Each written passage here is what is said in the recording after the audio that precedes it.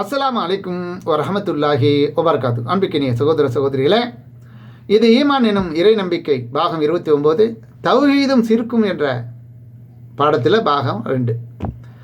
இணை வைத்தால் என்ற பாவத்தை அல்லாஹ் மன்னிப்பானா மன்னிக்க மாட்டானா என்றால், ஒருவன் இணை வைத்த நிலையில் மரணித்து விட்டால் அந்த பாவத்தை அல்லாஹ் ஒருபோதும் மன்னிக்க மாட்டான், அவனுக்கு நிரந்தர நரகம்தான் என்று இஸ்லாம் நமக்கு சொல்கிறது.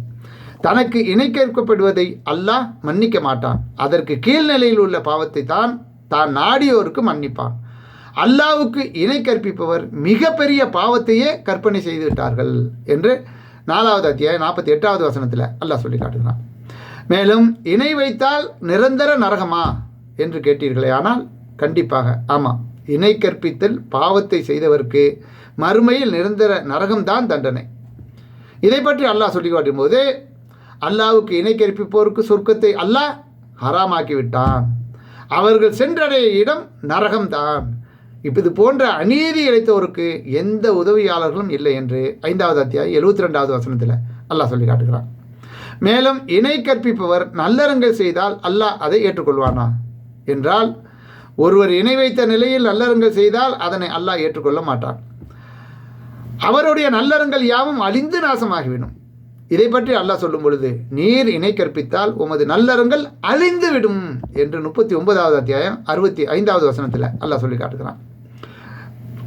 அல்லாஹ்விற்கு இணை கற்பிக்காமல் மரணித்தவருக்கு சொர்க்கம் நிச்சயமா என்று கேட்டீர்களே, ஆனால் நிச்சயமாக ஆமாம். அல்லாஹ்விற்கு இணை கற்பிக்காமல் ஒருவர் மரணித்தால் அவர் நிச்சயமாக சொர்க்கம் செல்வார். இதை பற்றி அல்லாஹ்வின் தூதர் ஸல்லல்லாஹு அலைஹி வஸல்லம் கூறினார்கள், யார் அல்லாஹ்வுக்கு எதையும் இணை கற்பிக்காமல், எதையும் யாரையும் இணை வைக்காமல் அவனை சந்திக்கிறாரோ அவர் சொர்க்கம் போவார். யார் இணை கற்பித்தவராக சந்திக்கிறாரோ அவர் நரகம் போவார் என்று அல்லாஹ்வின் தூதர் ஸல்லல்லாஹு அலைஹி வஸல்லம் அவர்கள் கூறிய செய்தி புகாரில் 1238வது ஹதீஸாக இடம்பெற்றது. ஆக இறைவன் நம்மை படைத்ததற்கும் நமக்காக இந்த உலகத்தை படைத்ததற்கும் காரணம் மனிதர்களாகிய நாம் அவனால் படைக்கப்பட்ட அடிமைகள்.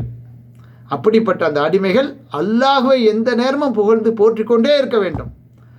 அவனும் அவனுடைய தூதரும் தன்னை எவ்வாறு அல்லாஹ்வை வணங்க வேண்டும் என்று நமக்கு சொல்லி தந்திருக்கிறார்களோ அதன் அடிப்படையில் எல்லை மீறாமல் சரியாக அல்லாஹ்வை வணங்க வேண்டும். இதற்காக தான் நாம் படைக்கப்பட்டிருக்கிறோம். இப்படிப்பட்ட இந்த படைக்கப்பட்ட இந்த உலக வாழ்க்கை நமக்கு இதுதான் சோதனை என்பதை விளங்கி செயல்பட வேண்டும்.